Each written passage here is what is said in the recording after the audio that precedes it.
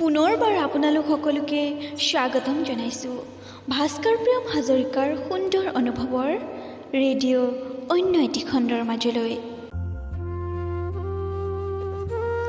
সকলোকে মাত লগাই পিতাই ঘৰলৈ যাব ওলাল। পিতাই বুকুৰ মাজত ৰেডিঅ'টো লৈ হেঁপাহৰ ঘৰখনলৈ ঢাপলি মেলিলে। বাটত লগ পোৱা সকলোকে চিঞৰি ৰেডিঅ' অনা বাতৰি বিলাইছে আৰু লগে লগে পিতাই পিছত যেন এজাক মানুহৰ সমদল। সৰু সৰু ল'ৰা ছোৱালীৰ পৰা আৰম্ভ কৰি ডেকা বুঢ়ালৈকে এয়া যেন এক ভাল পোৱা, মুঠতে আজিৰ পৃথিৱীৰ সুখী ব্যক্তি। পিতাই হাঁহি এটি মাৰি বুকু ফুলাই গৈ আছে। সৰু সৰু ল'ৰা ছোৱালীবোৰ সকলোতকৈ আগত। সকলোৱে চিঞৰ বাখৰত তালিমি গাঁওখন এক উৎসৱ মুখৰ পৰিৱেশ বিৰাজ কৰিছে। পিতাই মোৰ বাবে ভগৱান, আৰু এই মাটিৰ মানুহজন সুখী হ'লে মোৰ পৃথিৱীখনেই সুখী হৈ পৰে। সৰু সৰু সুখবোৰ কেনেকৈ বিচাৰি লয় কল্পনাই কৰিব নোৱাৰি। পিতাই, এই তিনিটা আখৰত সোমাই আছে পৃথিৱীৰ সকলো ভালপোৱা। আপুনিও এবাৰ মনতে উচ্চাৰণ কৰক, হয়তো ক'ব নোৱাৰা আৱেগ এটাই হৃদয়খন চুই যাব। পদূলি মুখ পাই পিতায়ে আইক চিঞৰি মাতিলে, ঐ সোণটি মাক, ক'ত আছ? ওলাই আহ আৰু আহোঁতে চাকি এগছি লৈ আহ। গৈছোঁ ৰ'ব। আয়ে ভিতৰৰ পৰা মাত লগালে। পিতাৰ দৰে আয়ে গাটো তৰণি নাই, একেবাৰে গা হাতখন আঠখন। পিতাই সুখবোৰ বুটলি আই এনেদৰে সুখী হয়। কেতিয়াবা পিতাই ক'ৰবালৈ গ'লে আইৰ বাবে তামোল এখন মৰমতে লৈ আহে আৰু দুয়োৰে লাজে লাজে ভগাই খায়। এনেদৰে দুয়োৰে সুখবোৰ ভগাই লয় বিনা প্ৰতিবাদে। পিতাই আইক মাত দিয়া লগে লগে সকলোৱে আনন্দত কিৰিলি পাৰি উঠিলে। পিতাই বুকুৰ মাজৰ পৰা ৰেডিঅ'টো উলিয়াই মোক আদেশ দিলে, সোণটি, টেবুলখন বাহিৰলৈ উলিয়াই আন আৰু সকলোৱে ৰেডিঅ' শুনিম। পিতাই কথাষাৰ শেষ কৰিবই নাপালে। সকলোৱে ভিতৰৰ পৰা টেবুলখন আনি বাহিৰ পোৱালেহি আৰু মই একো ততেই নাপালোঁ। এয়া হৈছে ৰেডিঅ'ৰ প্ৰতি থকা ভালপোৱা। চোতালত পাৰি দিয়া গমাৰি কাঠৰ টেবুলখনত ৰেডিঅ'টো থৈ সেৱা এটা কৰিলে। আয়ে থাল এখনত বন্তি ধূপ লৈ ৰেডিঅ'টোক স্বাগতম জনাইছে, যেন ঘৰত নতুন বোৱাৰীহে আগমন হৈছে। সকলো ৰাইজে হৰি ধ্বনি দি সেৱা কৰিলে আৰু মলৌ ভকতে দীঘলীয়াকৈ আশীৰ্বাদ দিলে।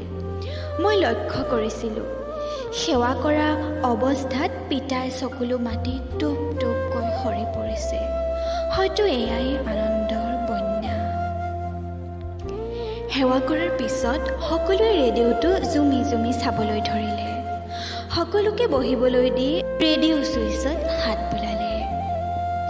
এনেতে ৰেডিঅ' বুকুৰ পৰা সুৰ এটাই পিতাই চোতালখন মগ্ন কৰি তুলিলে আৰু লগে লগে ৰাইজৰ হাত তালি, চিঞৰ বাখৰ, সকলোৱে চকুত আনন্দ, লগতে হেঁপাহৰ চিন।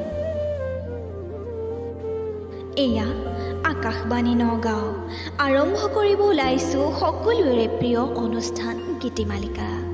আহকচোন আজি অনুষ্ঠানৰ প্ৰথমটো গীত শুনো। সোণৰ খাৰুনে লাগে মোক বিয়াৰ বাবে আই, চেনে জৰি ছয় দিয়া মোক হাততে বোৱা।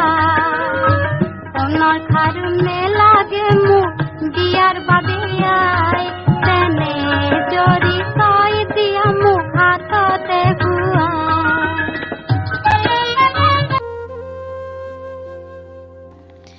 ক্ৰমান্বয়ে বাজি উঠিল সুন্দৰ কালিজয়ী গীতটো।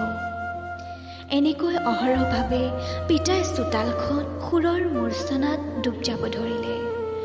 সকলোৱে মুখখন মেলি নিজকে ভালপোৱাবোৰৰ লগত বিলীন কৰিছে।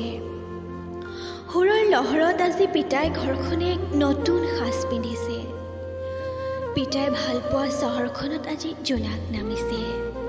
মোৰ পিতাই আই বুকুত হাজাৰটা অভিমানে জন্ম লৈছে। এনেকৈ হৃদয়ত গজি উঠে হাজাৰটা জীয়া কাহিনী। এনেকৈ হৃদয়ত গজি উঠে হাজাৰটা জীয়া সপোন। আয়ে সকলোকে চাহ আৰু খুৰমাৰে আপ্যায়ন কৰিলে। সকলোৱে আনন্দ মনেৰে চাহ খাই ঘৰলৈ গ'ল। পিতাই বহু সময় ধৰি একেথৰে ৰেডিঅ'টোলৈ চাই আছিল। আইক মাজে মাজে কৈছিল, মোৰ প্ৰজাটোৱে আজি পূৰ্ণতা পালে। বনজুইৰ দৰে বিয়পি গৈছে ডালিমী গাঁওখনত পিতাই ৰেডিঅ' এটা অনা কথাটো।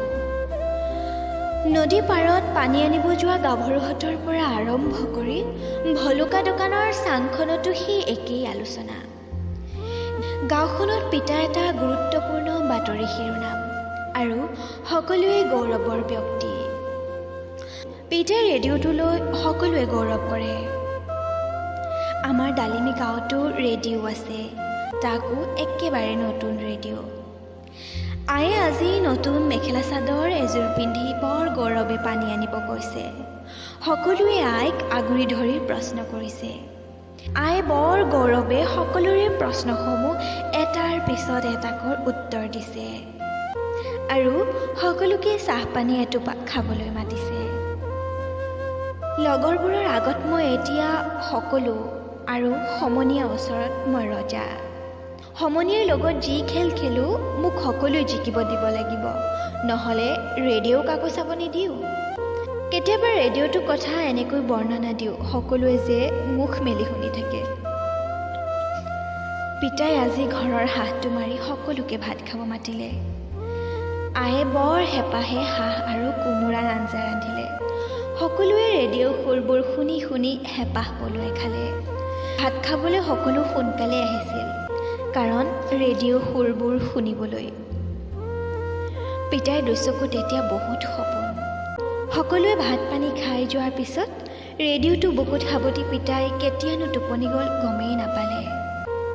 ডালিমী গাঁওখনে এতিয়া বৰকৈ হাঁহে আৰু গৌৰৱে সদায় এটা নতুন দিনৰ আৰম্ভণি কৰে।